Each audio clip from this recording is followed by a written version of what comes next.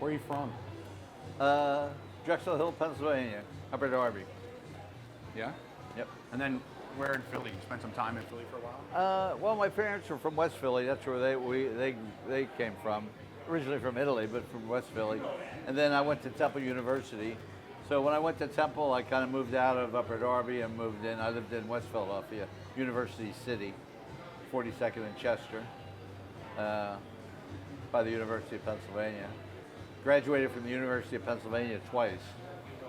I had friends there, and every year at their commencement, they needed proxies to sit in to fill the seats. They give you $40. So I did that 2 years in a row. So whenever I see anybody in here with a University of Pennsylvania shirt on, I go, hey, I graduated from Penn too. Twice. That's great. But anyway, Are we good? Are we good with cameras before we move forward? Shine.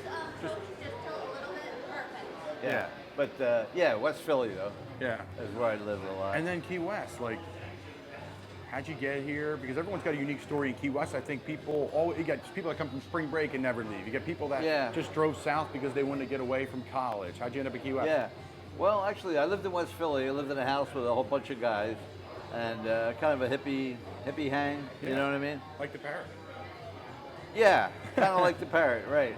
And one of the guys in the house kind of disbanded, and I was out west. I was in San Francisco for a while, Bellingham, Washington for a while. I was kind of going back and forth between Philly and the West Coast.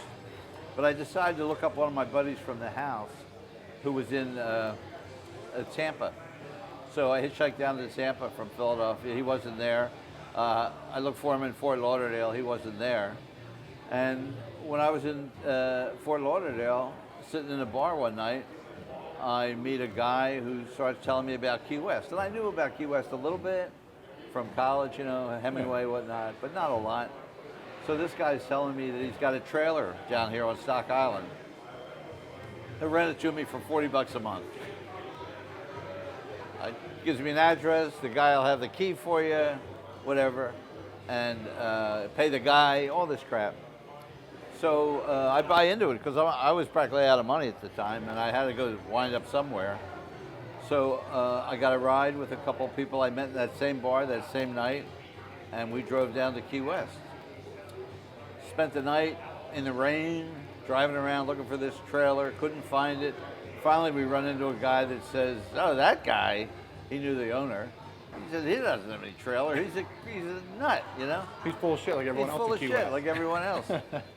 So then the two gals that had driven me down here, they think I'm pulling their leg now. Yeah. They think I made up the whole story, so they kicked me out of the car in the rain still on Stock Island. So now here, at least I made it to Key West. But I wound up sleeping behind a motel on Stock Island the first night. And the very next day, I get my gear together and I hop on a city bus, old-fashioned city bus, no air conditioning, whatnot. And the city bus drops me off right outside the side door of the Green Parrot. No shit. That's where the bus stop was. And I hop out.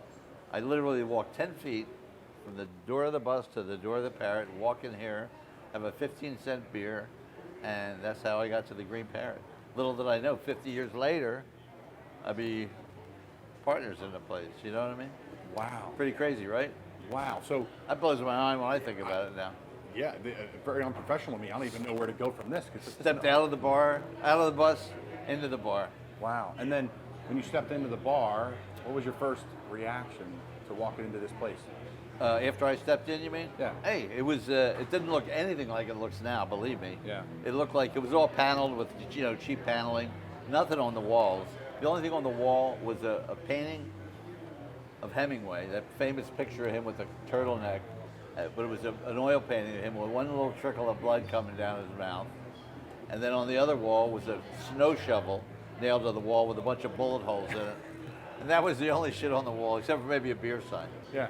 So my impression was nothing. It wasn't much of it was just a dive bar. But I got, you know, I got a feel for the town. I was meeting a couple people in there. And from this bar, I found a place to stay that night, you know. And the place to stay was sleeping in somebody's car in a campground. But that worked, you know, for a few days. And then little by little, I found an apartment, you know, or a room. And things, you know, I think I had $40 when I got here. My first job here was heading shrimp down on the docks. Yeah. You know, because I made up my mind. I got $40, and I'm not going to be broke no matter what. That's So I'll not make fun. enough money to feed myself. So I'm down there hitting shrimp with all the local women would do that, and they're doing it like they're, you know, bam, bam, bam, bam, bam, and I'm like, you know, they're laughing Very at Philly me. of you. Oh, they're laughing at me like, who's Definitely. this kid, you know? And God forbid a whole shrimp would get caught in the trough and go to the trash.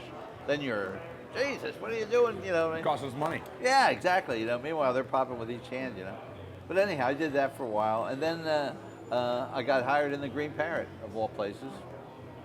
I come in one night, and the owner's behind the bar, and he wasn't usually. So I asked him. I said, "What are you doing behind the bar?" Well, the bartender didn't show up. You know, so I told him, "Hey, I'll jump back there for you." He says, "Do you know how to tend bar?" I said, "Hey, I grew up in a bar," which was true. I did grow up in a bar, but I didn't know how to tend bar. I never tended bar before. But my old man owned a bar in Drexel Hill, Nice. so I did grow up in a bar. Yeah. So, you know, what do they say? Tell what you know, but not all that you know. Of course. So he put me behind the bar, and that's how it started there. You know. Wow. That's So- great. Now, the stuff on the walls here, this has all been accumulated over since the day you kind of walked in here and got behind the bar? Well, that same owner, his wife, in an effort to dress the place up a little bit, she had the first piece of art that went on the walls was the famous now picture of Smirk. It's on one of the shutters. So she asked another bartender who was an artist to paint something. She didn't tell him what to paint, which is a good lesson. Never tell them just let them fly with it, you know? Yeah. So he picked a picture that was in a National Geographic magazine of a little girl that was in a pie eating contest in London. It was an article about Charles Dickens' London. So here's this little girl with blueberry pie on her chin. He uses that as a model, and he paints this shutter of Smirk. And that was the first piece of art that went on the wall. After that, we got him to do another shutter. He did Ben Franklin. Then we got a few other artists. I mean, Key West at the time, I'm not saying there's not a lot of artists here now. There are, certainly. But back then, I guess it was more of a starving artist thing. Where They could afford to live here a little bit more than they can now. There was yes, exactly. Yeah. Exactly. Which I think really fuels their creativity. You know what I mean? So there was a lot of artists hanging around here. So we got Bill Berg. He did a couple more shutters. And little by little, we had different paintings. John Martini, now a famous sculptor, metal sculptor. He did a couple things for us. They went up on the wall. You know, they're beautiful. I'll show you them later. Yeah. And then a lot of it is just stuff like you said, from accretion. People bring stuff in. You know, hey, you know, where's that one? The side of a pinball machine that somebody found in the trash.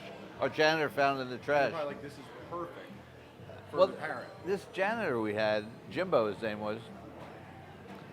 He was kind of a savant when it came to decor, if you can imagine. He was an ex-Navy guy. He was a submariner and 20-year veteran. He was our swabby, you know, our swamper. He would clean the bar in the morning. Yeah. And he just had a knack, not only for finding stuff, but for putting it on the wall. Like I'd put something on the wall and I'd come back the next day and it was over here. I said, would you move it? Yeah, I moved it. But little by little, this guy Jimbo, over his 20-year career here, he added a lot of stuff to this place, and he was always, like I said, pretty much flawless in the way he did things. And then people come in, and a lot of people bring stuff in. I go, well, it's taking up a lot of real estate. I don't know if we can. So we have enough stuff in the back room here in the trailer for another bar, you know. But you can't make this up, you know. It just has to do it on its own timeline, you know. You guys are world renowned, though, right? Like your articles really writing about like a top 100 bar in the world. Who would have thought? You know, I got these pinch me moments where when Playboy, that was the first big one. Playboy named us one of the top 10 bars in the United States. This was in 2000. You're like, uh-oh, here we go. Yeah. Hold on tight. Yeah. Yeah. And the story behind that was this buddy of mine. He owns a wine saloon down on Duval Street. He did at the time, and an ice cream parlor. And he was from Chicago originally. So his name was Dan. And he has a buddy that comes into town from Chicago, and he's a writer for Playboy. He comes just to hang out, see Dan, whatever. So they come right from the airport. Dan takes them to the Green Parrot right from the airport. They spend the whole day here. So a couple of years later, he calls Dan up. He goes, "Hey, what was the name of that bar you took me to?" And it was the Green Parrot. So he said, "Well, I'm putting it." So he put it in the article, you know.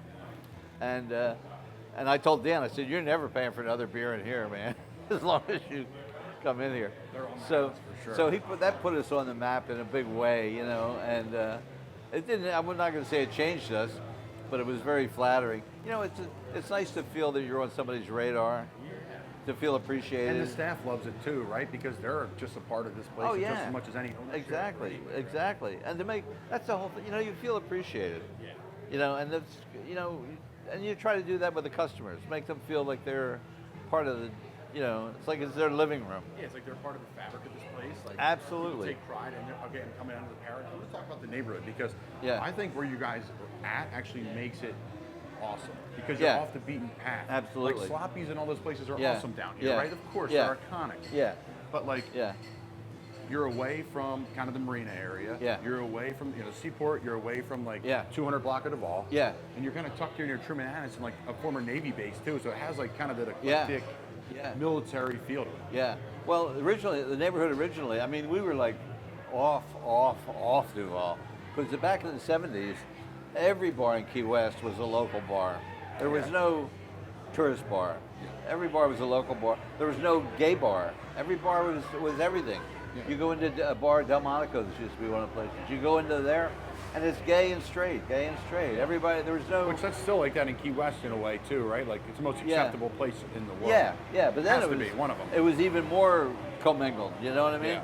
There was no... And...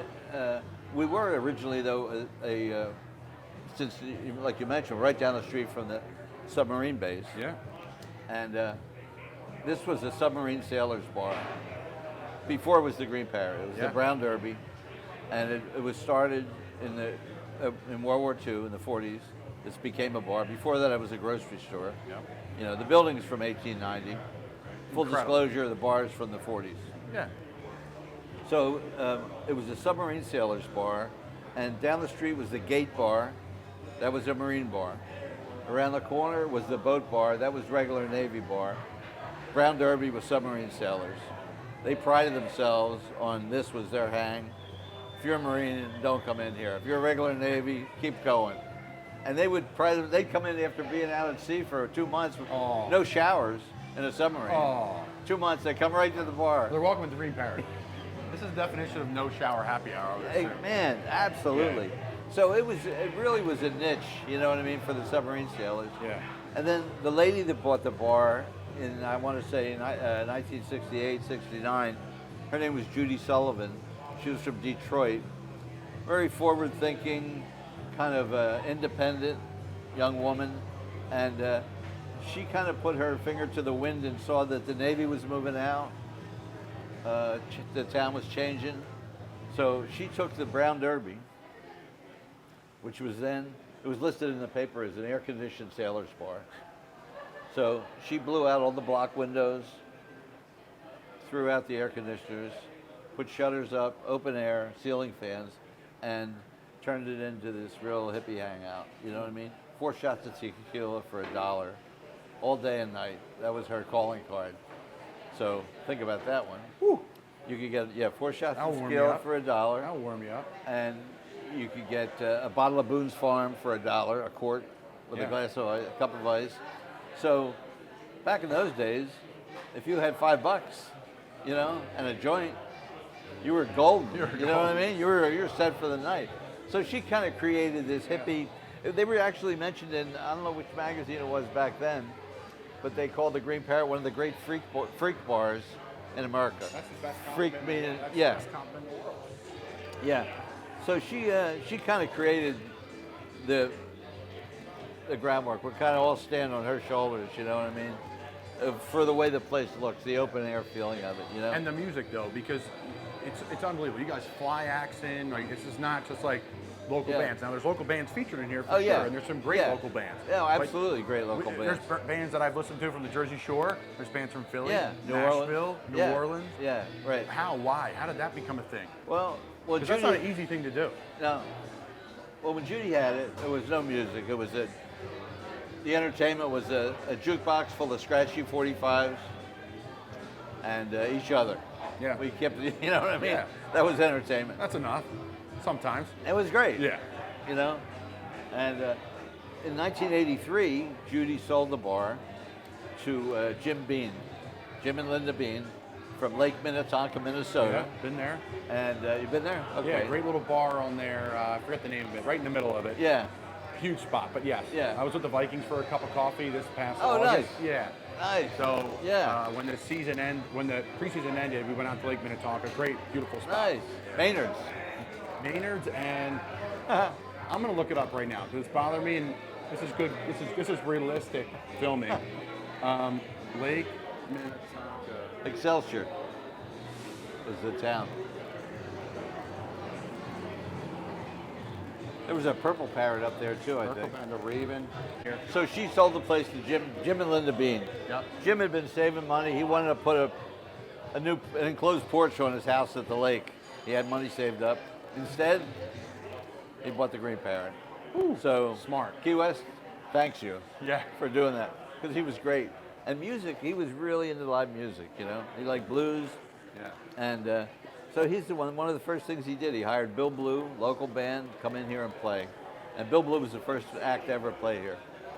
And Bean kind of took it from there, and we started booking live acts.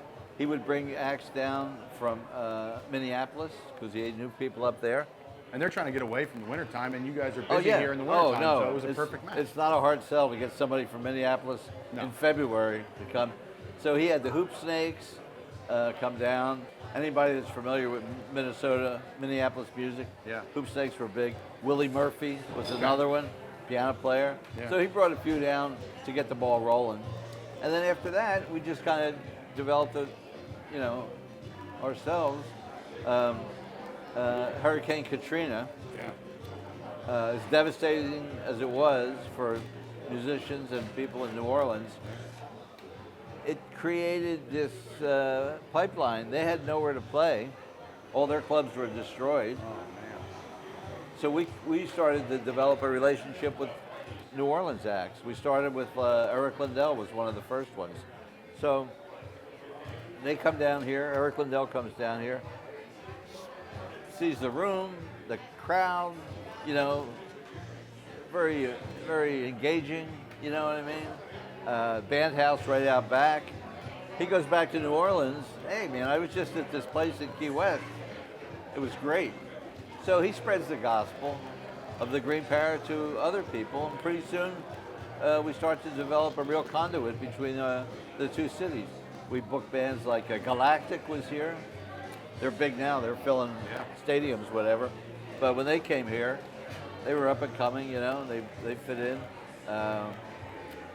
Just a number of, and any kind, the New Orleans Klezmer All-Stars, a Yiddish dance band. But that's perfect for the Parrot, though. People would love it. This will give you an idea of the idea that nothing here is out of bounds, as long as it's good.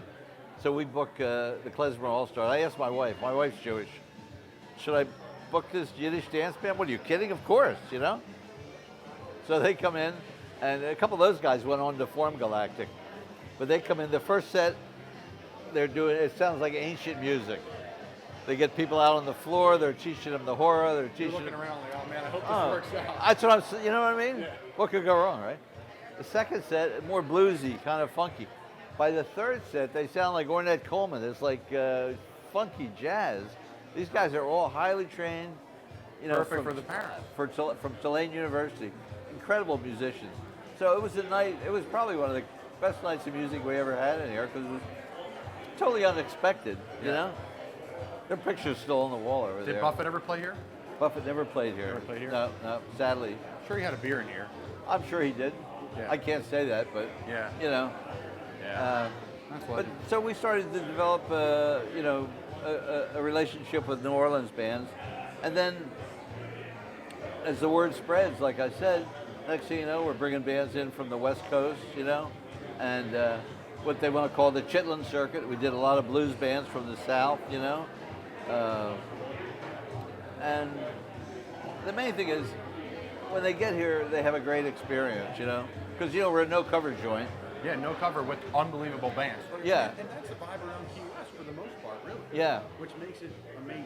It's amazing, and it's Nashville has a little bit of that too. yeah, it's tricky to pay them because there's no door, you know. But when you see the way the audience receives them, I would say that becomes like a currency of its own. You know what I mean? And you're packed. People are across the street. People are Yeah. here. People are sitting on the famous bench. Yeah. Where Pat likes to hang out. Yeah. Think of a ticket of a cover charge. Half the people are outside anyway, so that's not going to work. Yeah. But somehow the formula works for us, you know. And the musicians like coming here. We like having them. We have a great sound system, great sound engineers, great PA. So that was the Bean legacy, you know. And I can't say enough about the staff. I mean, they're the ones that are doing this all. You know, our managers, Jim and Danny Fossum, who are really the Great people. Oh my God, they're the nuts and bolts of this. They're the cogs that make this machine run, you know? Because what do we call it? The serious business of having fun. There's a lot that goes to it. You know, people go, oh, the place must run itself, a little dive bar. Not so much. No.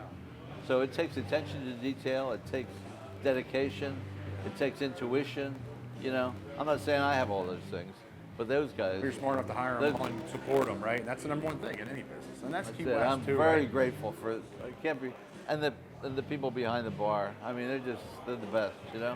They're the lifeblood of That's this it. environment, right? And no That's food, it. just popcorn. Just popcorn. When did that start?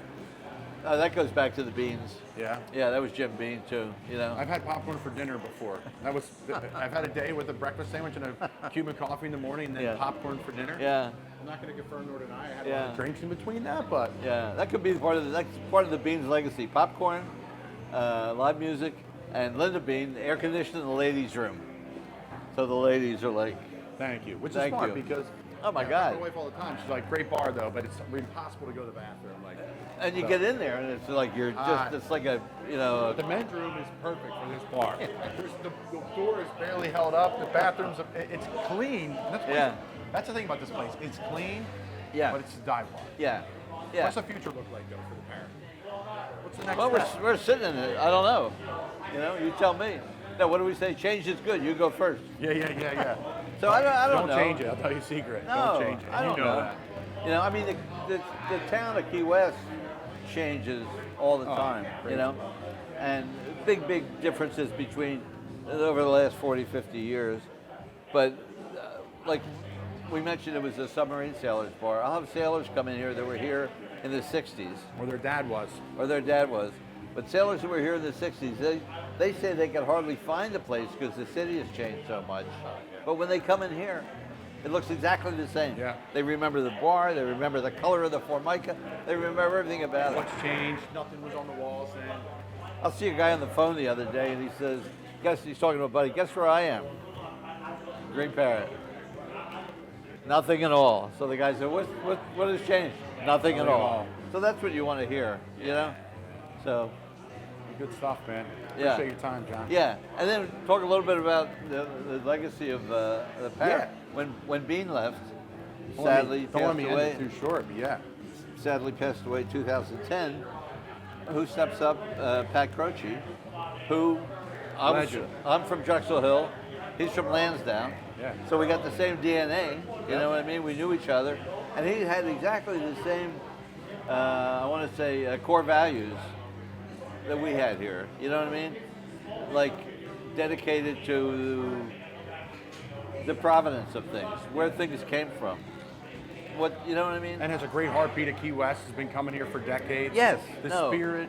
No. The mindset. Philadelphia legend. But down here, there's a huge contingency of Philadelphia Yeah, people. yeah. Massive.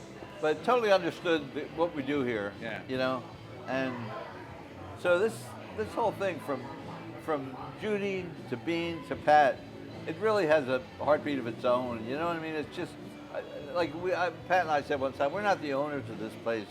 We're the custodians of something. You know what I mean? And I really feel that way. That's so strong. I don't know. We're just Just here. shepherding And you it. live right down the street. Yeah.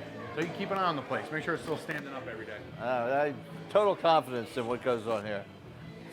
You see what goes on at night, you think you can find a crater here in the morning, but not so. Especially in this, the gravitational pull to this, Yeah. and then the Yeah. weight of the earth Yeah. compared to Key West, it tips a little bit this Yeah. way. No, it's been a wonderful ride. It's like my wife and I, when we were first here, I met my wife in here. But Shocker. yeah, she's from Brooklyn, There you go. from Philly. But we had the bar here, we had a Mexican restaurant next door, we had a little hats and hammock store next door on the other side.